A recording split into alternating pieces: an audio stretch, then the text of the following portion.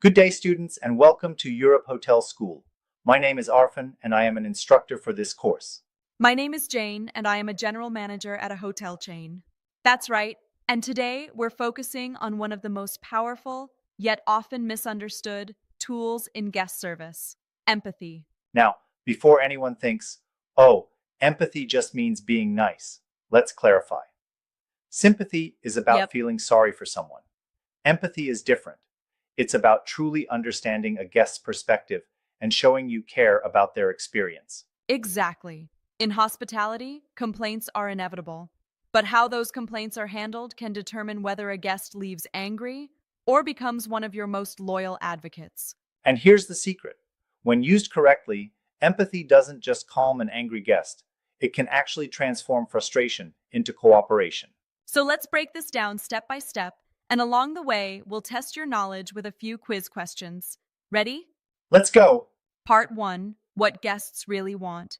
First, we need to understand what guests really want when they complain. Sure, they want the problem fixed, but that's not the whole picture. Right. More often than not, guests want to feel three things: heard, respected, and valued. Mm-hmm. For example, if a guest room isn't ready on time, the issue isn't just the late check in.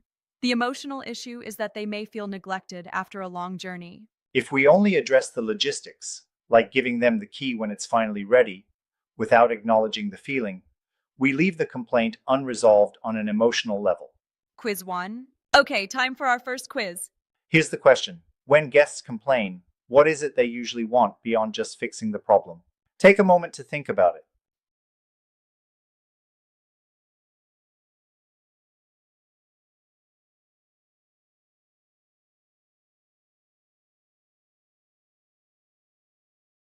And the correct answer is B. Guests want to feel heard, respected, and valued. That's the emotional side of service that makes the real difference. Part 2, active listening and reflecting emotions. Once we understand that, the next step is active listening. This means giving guests your full attention, maintaining open body language, and resisting the urge to interrupt. Right? Even if you already know the solution, let the guests share their full story. That's what helps them feel truly heard. For example, if a guest says, I booked a king room weeks ago and now I'm being told it's not available, this is unacceptable. Instead of jumping in with excuses, a better response would be, I understand how frustrating it must be to not have the room you were expecting, especially after planning ahead. That's empathy. You're not admitting fault, but you're validating their emotional experience. And then comes the next step: reflect the emotion before addressing the problem. You can say things like, it sounds like this delay has caused you a lot of inconvenience, or I can see how this would make you feel disappointed. That way, you're not just processing facts, you're connecting to the human impact of the situation. Absolutely. Quiz 2. Let's check your understanding again with another quiz. Here's the question. What's the best way to show empathy after a guest shares their frustration? Think carefully. Mm-hmm. Pause for 3 seconds.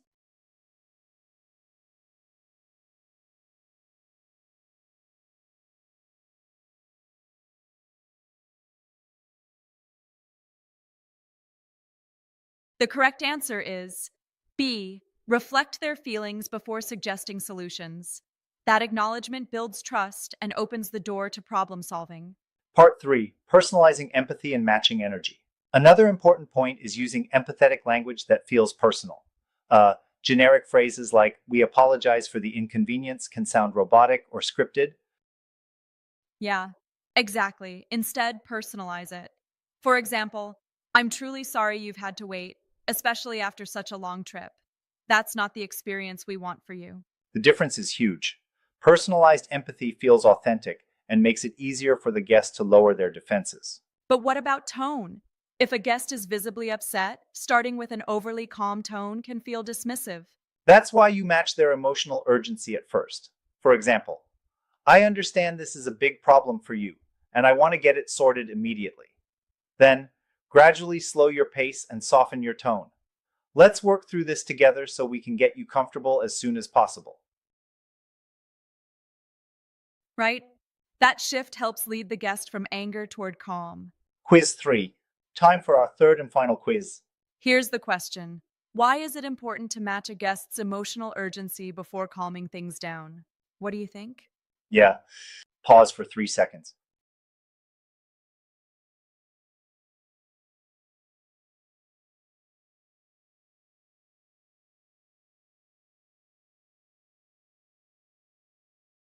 The correct answer is A. Matching urgency shows that you understand how important the issue feels to them. Then you can guide the tone toward calmness. Part 4. Linking empathy with action and lasting impact. Now, empathy without follow through can feel hollow. That's why it's so important to link empathy with action. For example, I can see this delay has disrupted your evening. Here's what I can do for you right now. That turns empathy into a practical solution. And here's the best part: guests may forget the exact words you used, but they'll always remember how you made them feel. Sometimes, guests who feel truly understood are even more loyal than those who never experienced a problem at all. Absolutely. Empathy isn't just a soft skill, it's a strategic communication technique that can transform negative moments into powerful opportunities to build lasting relationships. So the next time a guest complains, remember, listen, reflect, personalize, match energy, and then take action. Do that, and you won't just solve problems, you'll create loyalty. Thanks for joining us today on Europe Hotel School. And remember, empathy isn't just about service, it's about connection. See you next time.